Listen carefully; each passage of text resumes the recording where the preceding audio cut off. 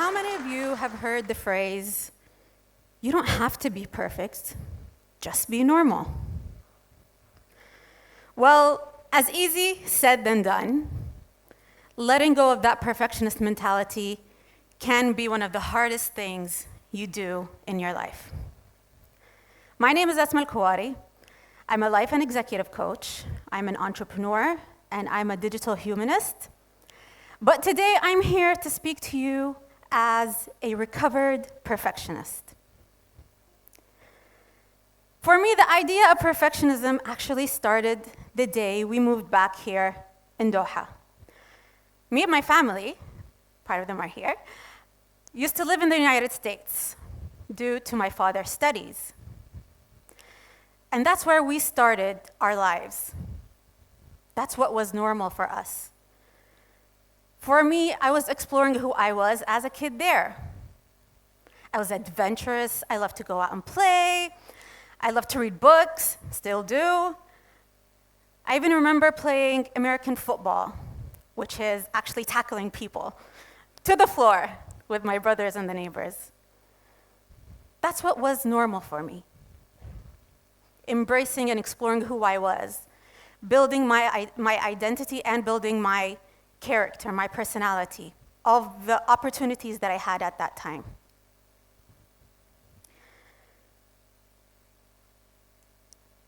Then the mentality of the perfectionism actually started when we moved back here. And the reason behind that is what was normal for me as a kid is not as normal as what society sees here as a kid. Or sort of say more in particular as a girl. It was the restrictions of who I was able to be within our society here in Doha. I was Qatari, but never felt like I was a Qatari in the eyes of the Qatari society. And because of that, all I wanted to be was accepted. I felt like I wanted to belong to a certain community, to a certain ecosystem. What happened is that, for me, I chose the decision to put on that facade and become someone that was accepted within such a society. And it's so intriguing to see how each one of me and my siblings have taken off a different concept of what acceptance meant for us. For me, it was about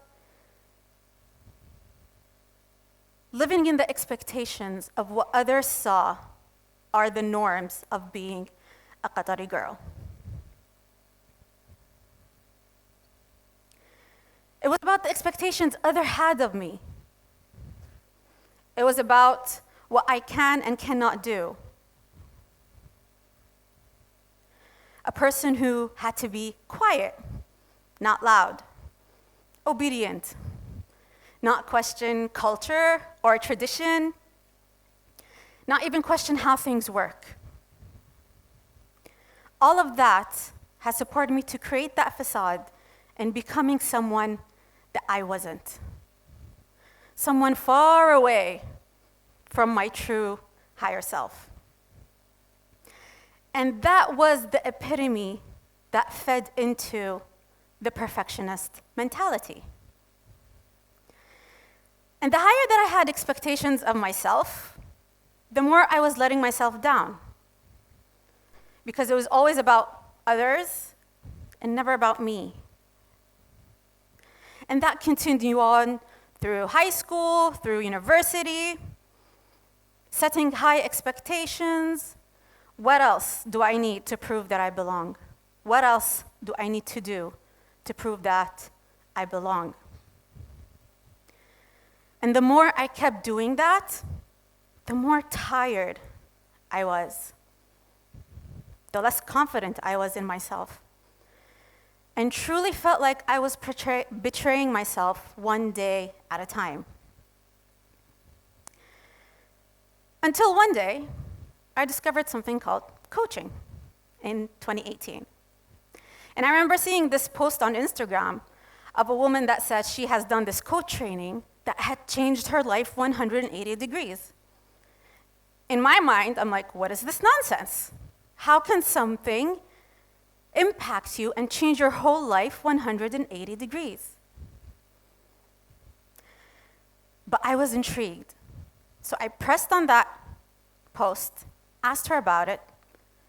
A couple of weeks later, I was actually in the program. And the program was for 3 months, very, very intensive months. But what I got out of that program was all the answers of the questions that I had in my mind. Why was I people-pleasing? Why can't I be confident? Why was I seeking the validation of others to be accepted? Why do I want to feel like I belong? And the more I had the answers, the more I was able to forgive myself for all these years of portraying who I was, forgiving others. And through that healing journey, I realized why I was taking that perfectionist mentality. And the biggest realization from this coaching journey was that perfectionism is a myth. We all want to be perfect. But what does it truly mean to be perfect in things that we do?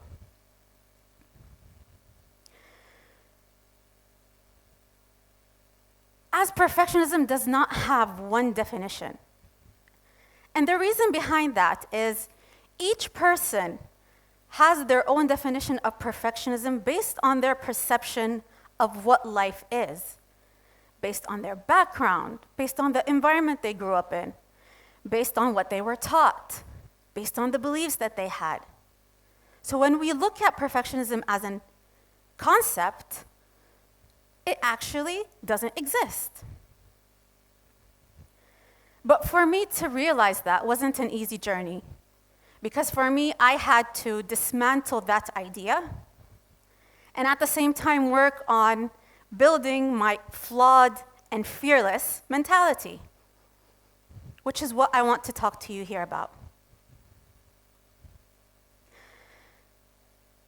Through that dismantling, that self-journey, realizations, or what we call in coaching aha moments, I've been able to create this concept of how can I go about life truly believing in myself and still have that opportunity to grow, learn, and create the success that I wanted to create.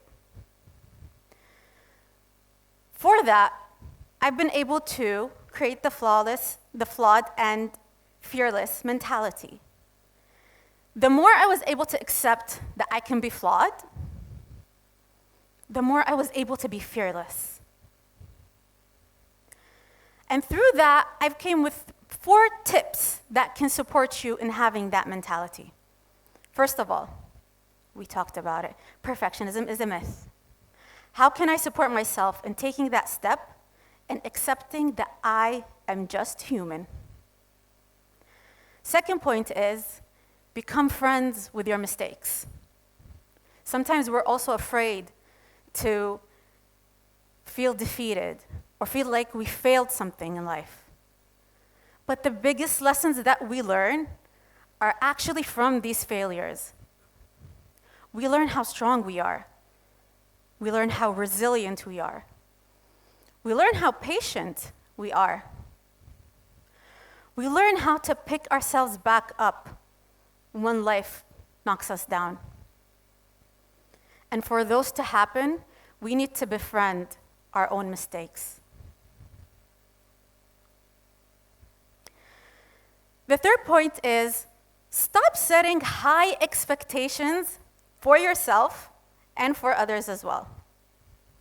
Because when we start setting very high expectations and do not meet them, that's the self-definition of self-loathe.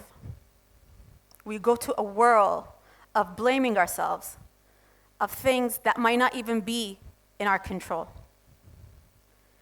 What we can do instead is work, get what needs to be done, look at what we can control, let go of what we can't, and always have that 1 to 5% that things may not go the way that I have planned. And last but not least, society. Even though we might feel like society can be against us or we don't belong, we actually need other people. We are all part of one ecosystem in life, one way or another. But it's important to always surround ourselves with the right ecosystem, people who will lift you up when you need them, who would be your support system, who see the value in your life, who can help your light shine rather than dim it. Be real with you when you need that real talk. That's how we grow as a collective society. These 4 points have helped me build my confidence, take on these risks of opening these companies, doing this TED Talk here today, and much more. And that's how you become flawed and fearless in that sense.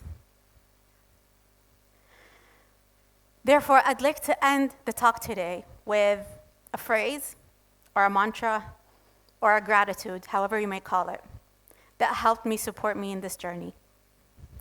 I am flawed. I am fearless. I am perfectly imperfect, just the way I am. Thank you.